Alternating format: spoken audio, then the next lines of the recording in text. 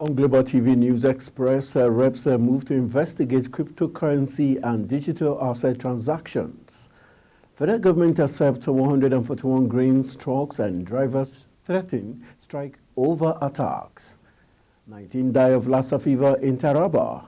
On the foreign scene, Moscow ignores arrest warrants for Putin, commanders, and in sport, Anthony Joshua to get 64 billion naira from Ngannou's fight. Hello and welcome to our viewers in Nigeria and around the world to News Express. On Global TV, we are live in the nation's capital, Abuja.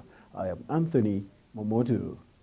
Power outage in the National Assembly delayed the commencement of the plenary in the Senate chamber as the lawmakers waited for about an hour before power was restored. The power cut by the Abuja Electricity Distribution Company occurred moments before the commencement of plenary session, leaving the Red Chamber in partial blackout. The President of the Senate, Godswill Akpabio, waited in the dimly lit plenary room for the restoration of power. The lights eventually flickered back to life, prompting Akpabio to commence the plenary session. Expressing regret over the inconvenience caused by the outage, Akpabio acknowledged the discomfort in the chamber. He further revealed that the blackout had affected approximately 9 offices, assuring everyone that efforts were underway to rectify the situation. In continuation of measures to address the food inflation and cost of living crisis, the federal government said it had so far intercepted 141 trucks attempting to smuggle grains and other staples to Niger Republic, Chad, Cameroon, and the Central African Republic. The Comptroller General of the Nigerian Customs Service, Bashir Adeniyi, said that the service had, within 2 weeks, arrested about 120 trucks smuggling food items from Nigeria, while the Economic and Financial Crimes Commission stopped 21 food trucks from leaving the country. As the CG was disclosing the measures being enforced to ensure food security at the House of Representatives in Abuja, truck drivers who have been targets of attacks by hoodlums had threatened to declare a strike if the situation persisted. Federal Ministry of Labor and Employment has sensitized the residents of Katsina State on the need to acquire skills and vocational education to be self-reliant. The campaign organized by the Ministry's Skills Development and Certification Department is part of its apprenticeship and traineeship attestation program in the Northwest Zone and Katsina Town in particular.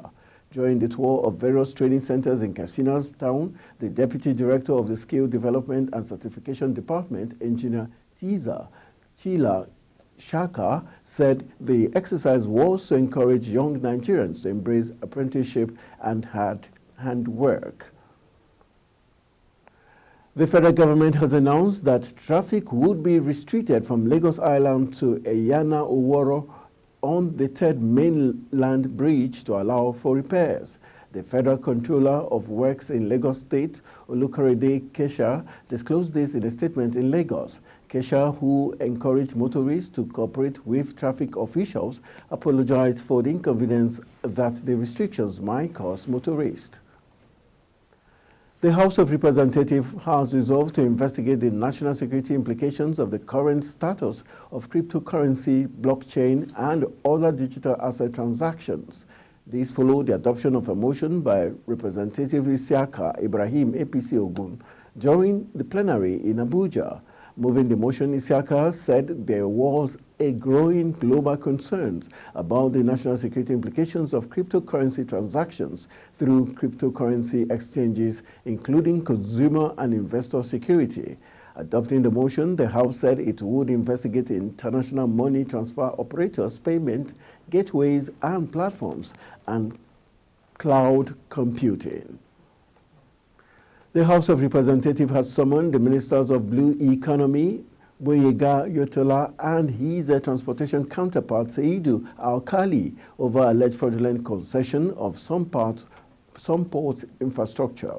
Also invited for questioning are the Managing Director, Nigerian Ports Authority, Mohammed Bello Koko, the Director General of the Bureau for Public Enterprise, Malam Amadu, as well as the Director General of the Infrastructure Concession Regulatory Commission, Michael Ohiani, amongst others. The chairman of the House Committee on Privatization and Commercialization, Ibrahim Hamisu, APC Kaduna, issued a summons at a meeting with the seaport terminal operators in Abuja. The lawmaker lamented the absence of the top government officials to explain their role in the concession of the seaport terminals. Edo House of Assembly has begun moves to impeach the Deputy Governor, Philip Shaibu. He has 7 days to respond, the House said. The majority leader, Charity Aibo-Rugen, a PDP Ovia North East 1, announced the impeachment notice. She said a petition dated March 5th against Shaibu was signed by 21 of the 24 members of the legislature. She noted that the number of members who signed the petition was higher than the 2/3 constitutional requirement. She directed the clerk of the House, Yahya Omogbai, to serve the impeachment notice on the deputy governor. 19 persons have been confirmed killed by Lassa fever in Taraba State between January and February 2024 at the Federal Medical Center, Jalingo, in the state capital. The hospital's acting head of clinical services, Joseph Kunu, disclosed this in an interview. Kuni said the hospital have 10 patients in isolation ward. Some of the results are being awaited. He said from January to February, the center has recorded 19 Lassa fever deaths from the isolation center. The outbreak of the disease was further confirmed by the State Commissioner of Health, who said it was disturbing. The Seme Area Command of the Nigerian Customs Service has intercepted a truckload containing 400 bags of beans valued at 61.4 million naira. A statement posted on the service official X handle disclosed that the Custom Area Controller Timi Bomodi made the announcement on the seizure during a press briefing. Bomodi further said they had revealed that the seized beans will be auctioned to the public. The Nigerian Customs Service Sokoto Zamfara Area Command says it is on the standby for reopening of the Nigerian-Niger border at the Ilela, Sokoto State. The Custom Area Controller Kamal Mohammed, while on a working visit at the border post, said he was at the station to ensure that all was set in anticipation of the last order. The controller, who was accompanied by his management team while addressing stakeholders at the entry point, said with the lift of ECOWAS sanctions on Niger Republic and subsequent restoration of power supply to Niger Republic, the service will ensure all is set towards reopening of the Ilela border while awaiting the last order.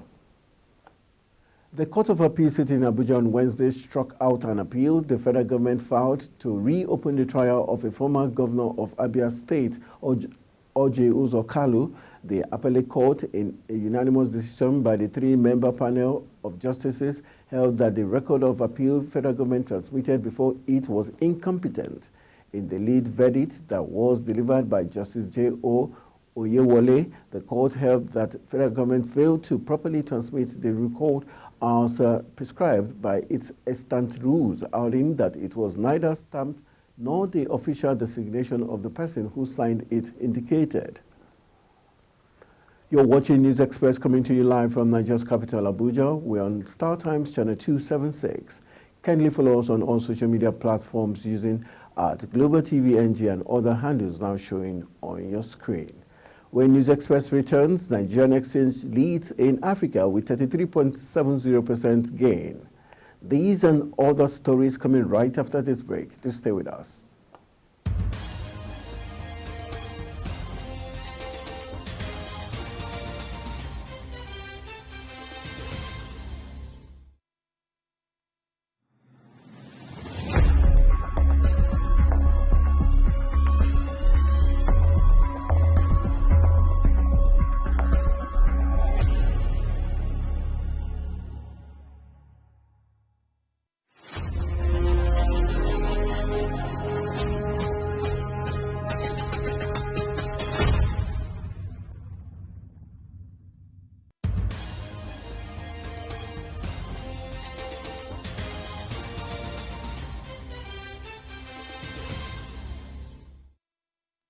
Welcome back from the break. This is Global Television bringing you live broadcast of News Express. Thank you for staying with us.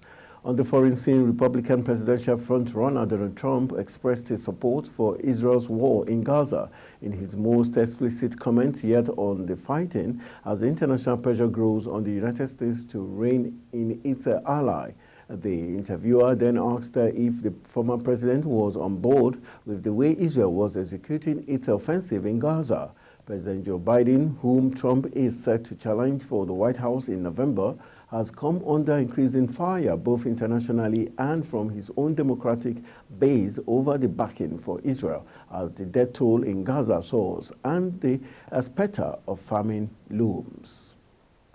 Russia has said it does not recognize arrest warrant issued by the International Criminal Court, ICC, for two top Russian commanders named Sergei Kobylash and Viktor Solakov over alleged war crimes in Ukraine. Kremlin spokesman Dmitry Peskov said they are not parties to the Rome Statute and do not recognize it. This is the second time warrants have been issued for Russians over the war in Ukraine. Peskov said the fact that, that Russia was not a signatory to the Rome Statute, the international treaty which created the ICC, meant Russia did not recognize the warrants. Thousands of Indian farmers are trying to march once again in the capital Delhi to demand minimum price guarantees for their crops. The farmers had suspended their strike at the end of February after a young farmer died during the protest. To prevent the march, Delhi's borders are heavily barricaded and police have been deployed. The farmers' protests have restarted even as India is just months away from holding general elections. When the farmers' protests first resumed in the beginning of February, the government had held talks with unions to stop them from marching to Delhi from the neighboring states of Punjab and Haryana and Uttar Pradesh. Talks with the government broke down at least 3 times after the authorities could not meet all of their demands. Peru's Prime Minister Alberto Otarola has resigned over allegations he attempted to use his influence to help a woman gain lucrative government contract. The scandal escalated last week when a Peruvian TV broadcaster aired audio clips of what it said were conversations between the two.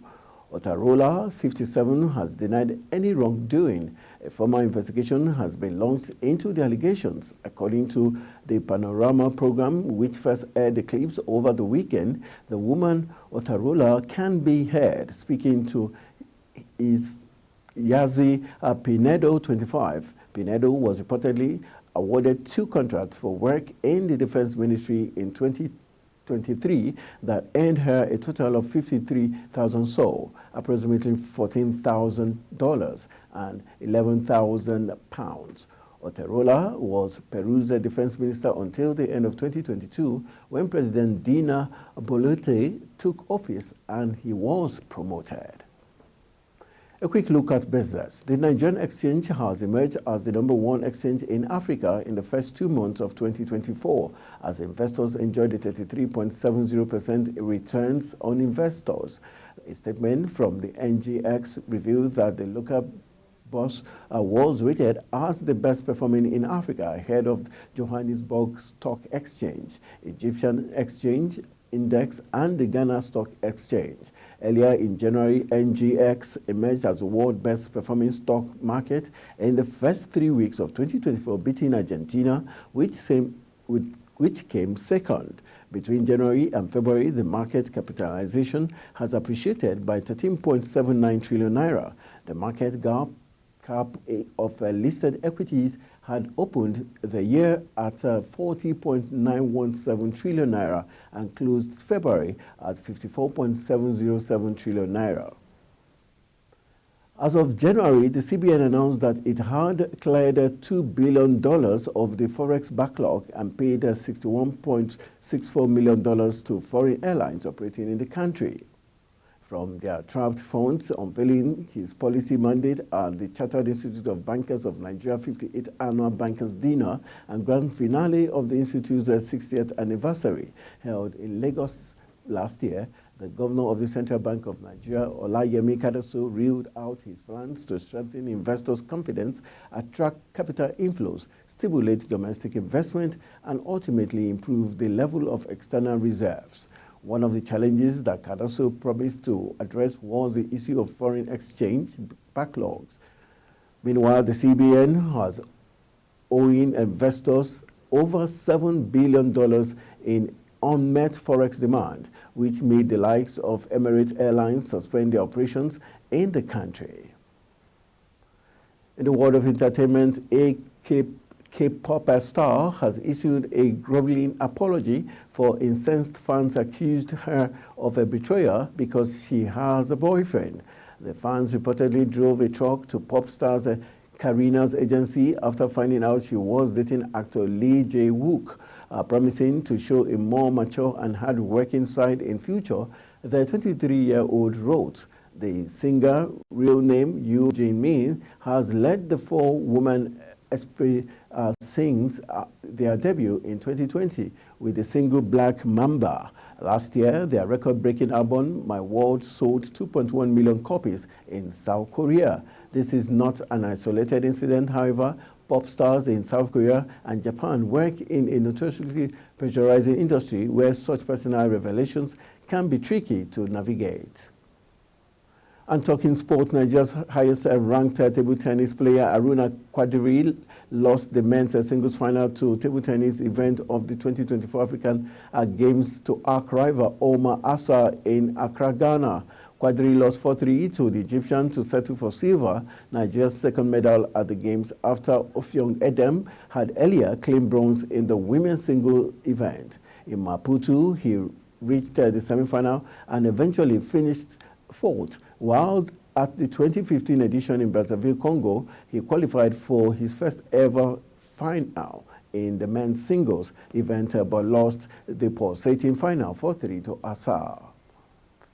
And talking boxing, Anthony Joshua and Francis Ngannou are set to become significantly richer once their fight in Saudi Arabia is done and dusted later this week. The two are all set for their contest this Friday, and there are tens of millions set to pour into their account, no matter who wins. It's an important fight for both men, with AJ looking to set up a huge 2024 in which he hopes to become the world champion again, while his opponent will want to build on his first professional match against Tyson Fury. The UFC icon stunned the world when he knocked Fury down before controversially losing via split decision.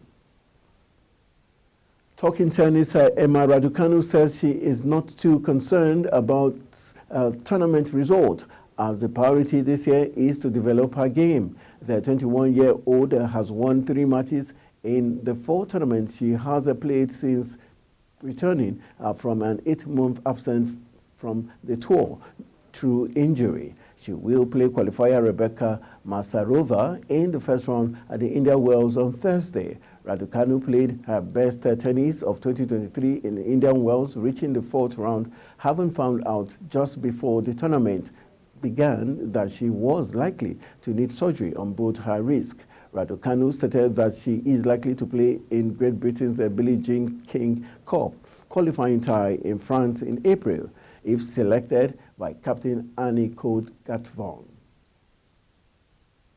Masters champion Jon Rahm has said the official world golf ranking is not a good system after LIV Golf withdrew its application to join.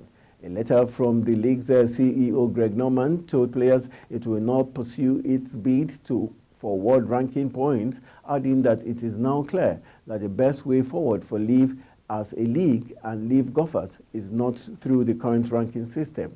The Saudi-backed league was denied OWGR accreditation in October. 2-time major winner and world number 3 Rahm is among the players to have switched from the PGA Tour to LIV Golf. As we end the News Express, let's take a look at our top stories. Reps moved to investigate cryptocurrency and digital asset transactions. Federal government have intercepted 141 grain trucks and drivers threaten strike action over attack. 19 die of Lassa fever in Taraba. On the foreign scene, Moscow ignored arrest warrants for Putin commanders. And in sport, Anthony Joshua set to get 64 billion naira from Ngannou's fight. That's it on News Express, and it came to you live from Nigeria's capital, Abuja. We are on Star Times channel 276. Kindly follow us across all social media platforms using our Global TV NG and other handles now showing on your screen. I am Anthony Momodu saying thank you for watching and see you again.